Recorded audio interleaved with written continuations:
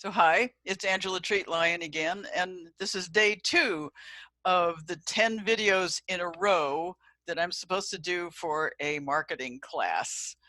And I want to tell you, thank you so much for all your wonderful responses from yesterday's video. I was very moved and humbled by your beautiful replies to my questions. I really appreciate it, so thank you.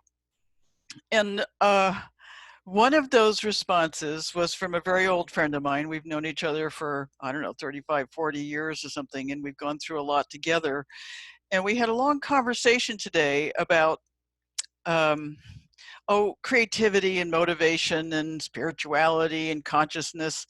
But one of the things that stuck out in my mind was we had a conversation about, I want to make a little more money, which is what I said yesterday. And we were talking about how some of us restrict the ability to receive because we're convinced that either we don't deserve it or there's something wrong with us, or somebody will laugh at us or criticize us or whatever if we're any different from what we are now. And he called it, let's see, I wrote it down, trying to figure out how to lose the least. And he said it came from the agreement field, the consciousness level that we live in, our conditioning, where if we win something, we're always cut down. So the idea is, I'll never win. And eventually, when you have that embedded in your consciousness, oh God, I'll just never win. No matter what I do, it's not enough, or I'm not good enough, or I won't ever make enough money. There's something that flips over in your mind to, well, if I can't win, maybe I'll do things so that I'll lose the least. And so we do things that are almost out there, almost something that's really fantastic, but not quite, because we want to hold back because we might lose something or be criticized or punished somehow. And it made me weep, because I know I've done that. I still do it in some cases. And by saying I want to make a little more money, that's called, going out there to try something, but not too much, because somebody might criticize me or be jealous or laugh at me or whatever. And so that's something to really look into and see, where is it in my energy field, in my consciousness, in my thinking, that I believe that I can't win? What a question. Where does that apply in your life? Where you think, I better not do it too much because God, I might win and then I'd get cut down or punished somehow. How sad. How sad is that? So another thing that happened was, somebody said, Angela, I've seen you in a bunch of videos. How come you're always wearing that white shirt?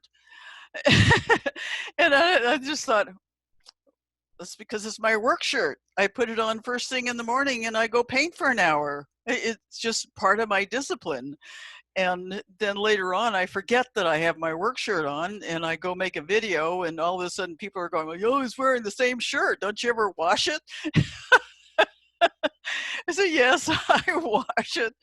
And I do have other shirts and clothes that I wear, but this is my work shirt. And maybe I'll just be ornery and wear it for all 10 of my videos. So if you don't like it, too bad. It's my work shirt. It's what I work in. There's another thing I wanted to talk about too, and that is my friend today. Thank you, Deku. You're so precious to me. I really appreciate everything that you said. He said to me, you're a fountain of creativity. And at first I'm thinking, yeah, because that's just what I do. It just pours out of my fingertips, out of my mouth, whatever. Creativity is just my way of being. And it made me stop and think, after we hung up, that there are people who are also fountains of creativity, but something has stopped them. And it's so sad, because our creativity is the way we feed the urge that comes through us from spirit. And it's that one that says, you have to tell the truth, even if it hurts you, even if it gets blowback of some kind. You have to tell the truth. And you have to make this image, or you have to make that sculpture, or you have to write that book. But then you hold back and you never do it. And then on your deathbed, you go, damn it, I didn't do that. And so then you have to come back and do it the next time. And it's even harder because there's all this conditioning around you. So my question to you is, what are you stopping your creativity for? I'm here to tell you that if you're being creative, it's a gift to the world, and there's somebody out there who desperately needs to see it or read it or feel it or hear it. Somebody desperately needs it. I know that I have in the past. I've desperately needed to hear something or see something that would pop me out of my stuckness and be able to say, oh, that's just a past identity. I don't need to do that, and get back on a new road. Because the thing is, see, if that thing that you see or hear or do only shifts you a quarter of an inch within 3 feet, you've gone a completely new direction. And the pain that was on that other road, it doesn't belong on this new road.